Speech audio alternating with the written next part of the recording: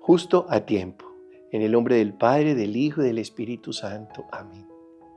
Jueves de la primera semana de Adviento.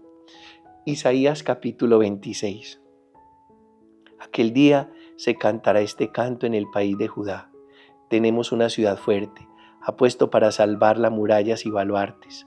Abrir las puertas para que entre un pueblo justo que observa la lealtad. Su ánimo está firme y mantiene la paz porque confía en ti. Confía siempre en el Señor porque el Señor es la roca perpetua.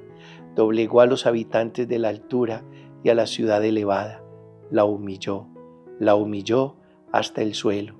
La arrojó al polvo y la pisan los pies del humilde, las pisadas de los pobres. Palabra de Dios. Te alabamos, Señor. Esto que profetiza Isaías, esto que dice Isaías, o esto que dice Dios a través del profeta Isaías, seguramente nos va a traer a la memoria lo que luego dirá Jesús. El que se humilla será ensalzado y el que se ensalza será humillado. Los últimos serán los primeros y los primeros serán los últimos. Salmo 117 es un salmo de gratitud. Recordemos que el que agradece está haciendo la voluntad de Dios. Dad gracias al Señor porque es bueno, porque es eterna su misericordia. Mejor es refugiarse en el Señor que fiarse de los hombres. Mejor es refugiarse en el Señor que fiarse de los jefes.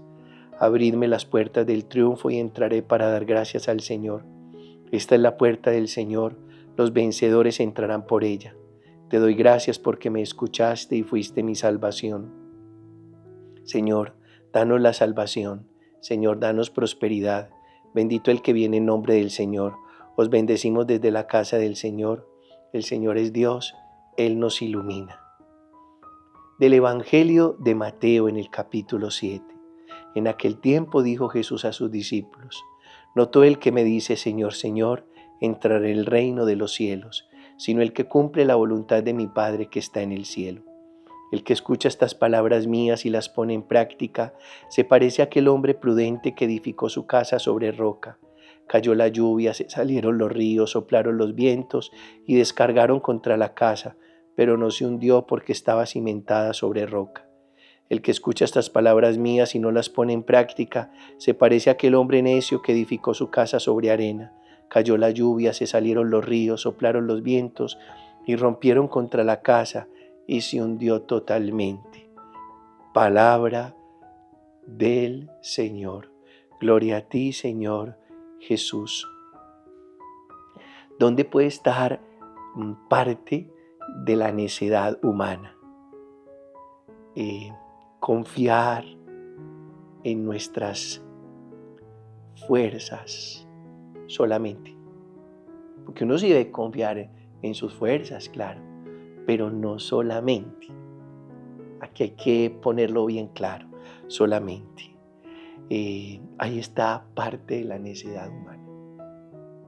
Y sobre todo que cuando a uno se le cae toda la estantería, porque se desasegura a través de una enfermedad, a través de un revés económico, a través de una ruptura sentimental, que se desbarata la familia, me separo de mi pareja, todas esas cosas desaseguran, y ahí es donde uno se da cuenta que no bastan las propias fuerzas. Ahí está lo que acabamos de decir. Parte de la necedad humana es confiar en las fuerzas propias solamente. Por eso es preciso edificar la vida con unas bases espirituales, la fuerza de Dios, la fuerza del amor, la fuerza del bien. Yo creo que esa fuerza de Dios, del amor y del bien, que estamos hablando exactamente de lo mismo, lo podemos decir de distintas maneras.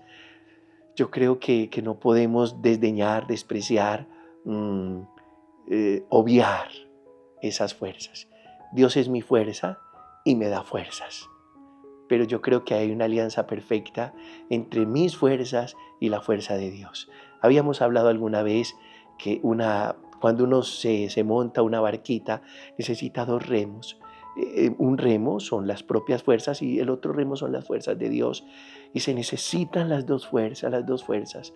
Tus fuerzas no son suficientes. Se necesita y la fuerza de Dios no es suficiente. Curioso, ¿saben por qué? Porque Dios no hace nada sin ti. Te bendigo en el Padre, en el Hijo y en el Espíritu Santo.